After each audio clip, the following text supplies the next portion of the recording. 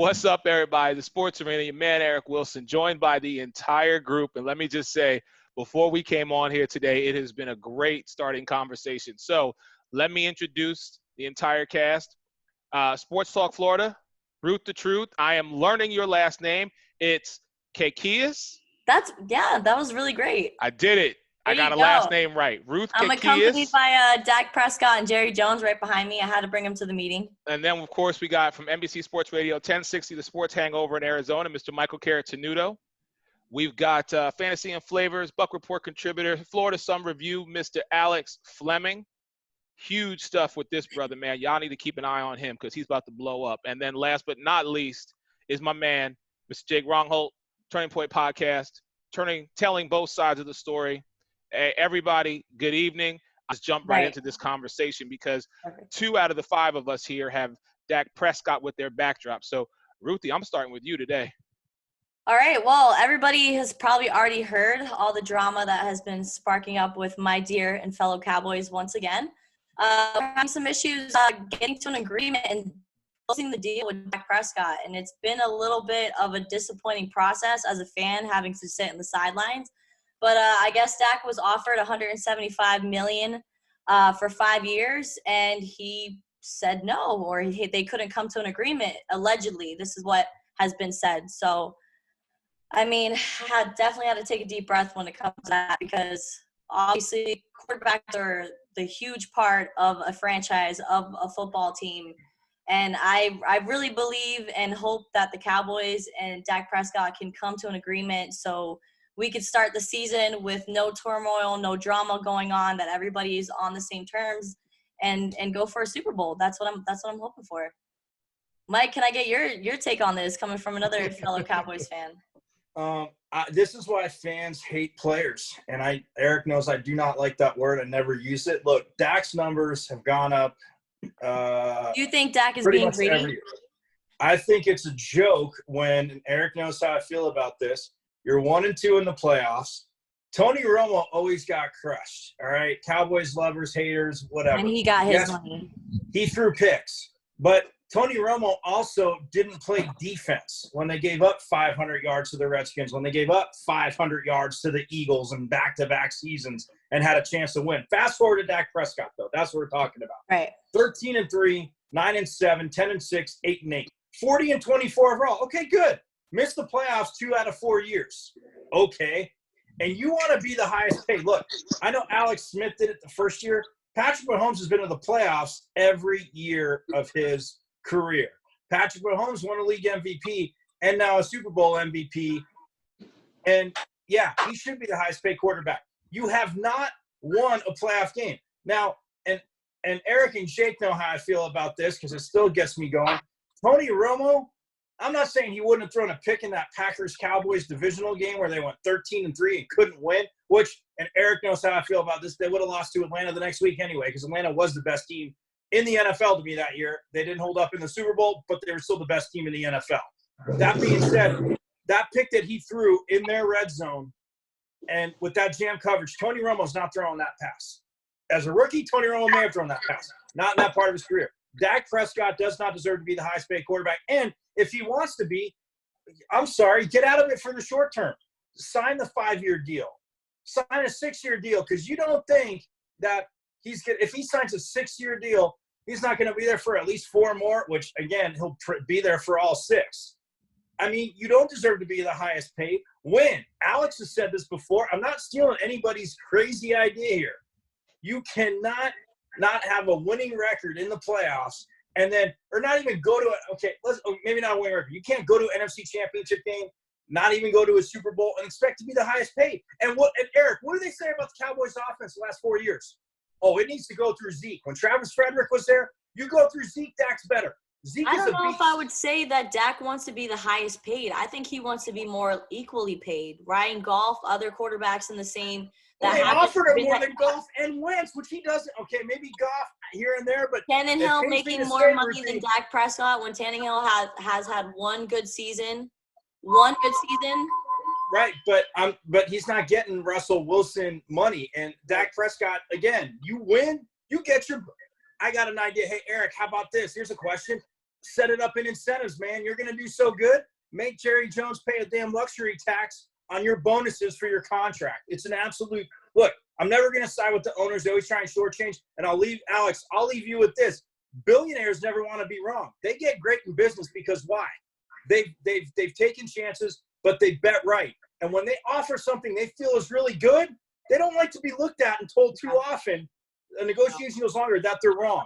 I'm not saying Jerry Jones is always right, but this is ridiculous. Sign the deal or don't. But you're telling me right now that offense doesn't run through Zeke? Right. Go ahead, Alex. Okay. Here we go. Initially, I was mad at hell at Dak Prescott. But then once I did some digging and found out his reasoning, it actually makes sense. Now, for anybody in their right mind to turn down a 5-year, $175 million deal, you need to be drug tested. You Right. bugged. That Something's was wrong. my initial reaction. Now, with that being said, there's too many rumors, and they're doing this like it's Days of Our Lives. I believe I wrote a story about this, how the Dallas Cowboys are a soap opera, and everybody else is listening whether they want to or not. Here's the nuts and bolts of the situation. He wants a 4-year deal, not a 5-year deal. When Lamar Jackson and Patrick Mahomes, and yes, Michael, I didn't stutter. When Lamar Jackson and Patrick Mahomes reset the market, he wants to get his second contract term. Guys, he's playing for the minimum his first, second, and third year. He barely made $2 million his 4th year. I'll use Michael's argument. The man has the most wins behind Tom Brady. He's won 40 wins. And in a shorter amount of time, he has a better playoff record than Tony Romo, who you would have paid, no questions asked. A 4-year deal with a chance at another contract makes more sense for both parties. Am I saying this man is not crazy for not accepting a 5-year, $175 million deal, which means $35 million a year? Yes, this man is crazy for not accepting that. But when you look at the guaranteed contract and it's 106, you just told this man that he's $1 million less than Carson Wentz. Restructure the deal, get it done. Get it done. Okay, so Jake, let me go to you and ask this question. Knowing everything that Ruthie and Mike and Alex have said, if you're Andy Dalton, what's running through your mind right now? I'm taking this team. There's a potential chance that I could be starting probably later on in the season if this keeps going down. I mean, look, Dak Prescott had a very good season. He had his best season, 30 touchdowns and 11 interceptions last year, over 4,500 yards passing, only sacked 25 times. However, if you go, and I did research just like Alex did, I was ready to go scorched earth on Dak Prescott. But then I started to understand what was going on here. The Cowboys, the reason why they want that 5-year contract is because then it works to the salary cap. That's the only reason, because they're understanding right now they are getting closer and closer into the red. The Cowboys don't want to be what could potentially happen to the Packers, to the Eagles. You're paying your starting quarterback too much money, and this could possibly hurt the Cowboys going forward. So that's why they're trying to create this 5-year deal.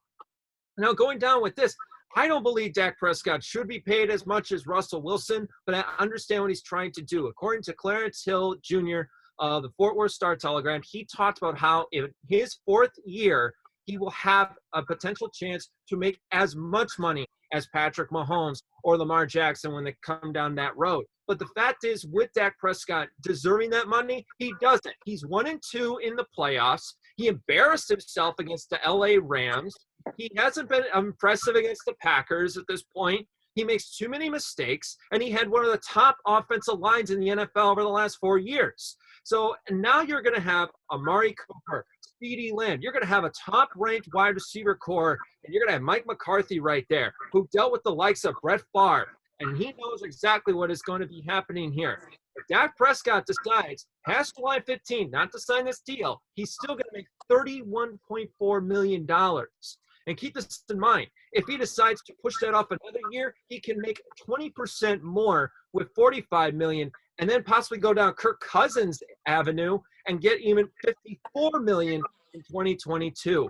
Right now, Dak Prescott does not have any of the chips, and either does the Cowboys. Somebody is bluffing here, and I just want to see which one is going to bluff it's not going to go for the bluff going forward. Okay, so let me say this, and then, Mike, I'll let you get the last word before we move on from this. But this is definitely a conversation. I'm not ready to really go down the rabbit hole. Here is what I'm going to say to you. And, Alex, you brought up the point that I was going to use. Like everybody, I had to do my homework on this. I was sick to my stomach actually looking up Dallas stats, but I digress. I know.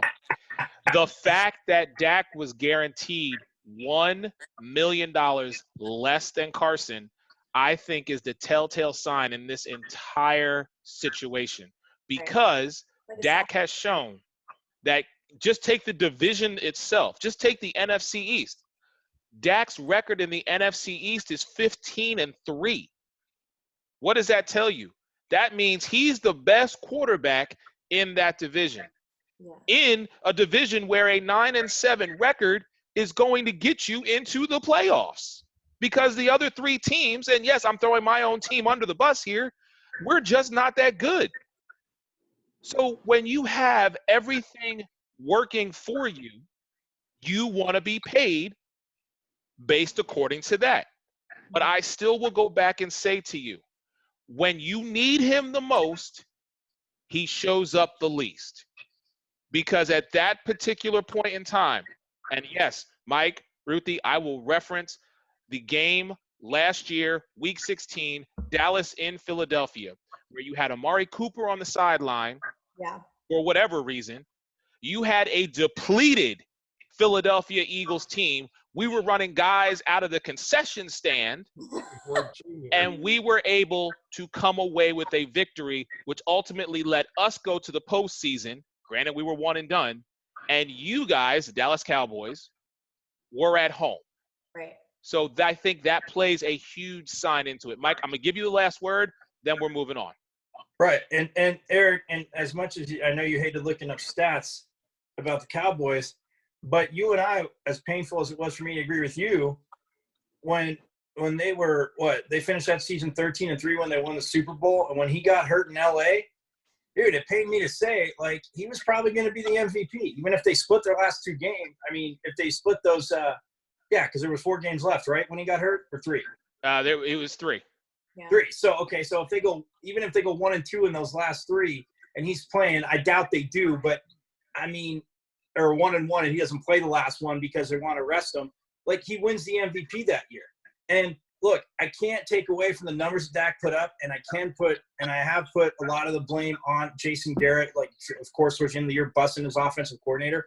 But to Alex's point, too, in saying, Pam, Russell Wilson, in his second year win a Super Bowl? Patrick Mahomes in his second year as a full-time starter is a Super Bowl and is one crappy defensive offsides away from going? Dude, you want to reset the market, and Alex, I'm not disagreeing that these guys don't deserve to get paid. I'm not that person being the hater, and I'm with you too. Turning down that money, like it's insane. But if you tell me that the Cowboys, if he wins one Super Bowl in the next 4 years, it'd be worth every penny of it. But if Andy Dalton steps in and gets it done, I'll be happy with that. You asked about Andy Dalton, and Ruthie's right. If Andy Dalton comes in, and granted, it is a new center, but if Andy Dalton comes in and you feed Zeke and these receivers like Jake's saying and we're saying pan out, defense needs to step up. I'm not saying Andy Dalton's Dak Prescott, because look, Andy Dalton's never won any playoff game. He's been there a lot. But again, Dak he wants to see how they reset the market. Well, Alex, how that backfires, the other side of that is Mahomes and Lamar Jackson could win 1 or 2 Super Bowls in the next 4 years. So if he wants a 4-year deal, you get less money. I mean, I'm sorry, that's how it's got to be. You want to add more weapons around you? Well, guess what? And again, he was a 4th-round pick too. I didn't make him a 4th-round pick, but there's a lot of other teams that passed on him in the first 3 rounds. So, True. I mean, Eric, I'm with you. Carson Wentz, again, I see the record and the division. Yes, the Redskins and Giants have been terrible, which has helped both our teams, and we know it.